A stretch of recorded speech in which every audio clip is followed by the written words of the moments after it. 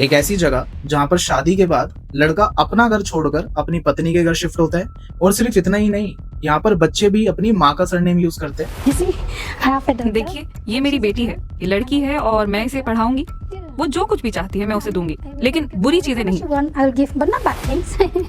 और घर की प्रॉपर्टी भी एक लड़के को नहीं बल्कि लड़की को ही दी जाती है। समाज में सारी जिम्मेदारी माँ की होती है। माँ ही परिवार की मुखिया होती है। जब उसकी मृत्यु होती है तो उसकी बेटी को ही उसकी संपत्ति उत्तराधिकार में मिलती है। यहाँ पर लड़के फाइनेंशियली भी लड़कियों पर डिपेंड रहते हैं, क्योंकि एक महिला ही घर चलाने के लिए बाहर काम करती है। मैं चाय और नाश्ता बेचती हूँ। मैं अपने बच्चों और पूरे परिवार का खर्च उठाती हूँ।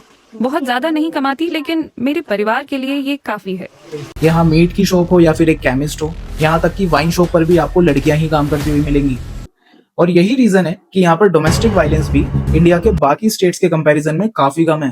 तो ये है इंडिया का मेघालय, जहाँ की खासी ट्राइब दुनिया की लास्ट मैट्रिलिनियल सोसाइटीज में से एक है।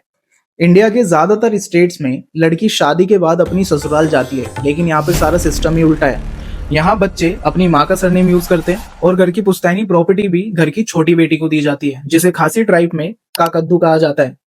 लेकिन काखादू के लिए जीवन हमेशा इतना आसान नहीं होता।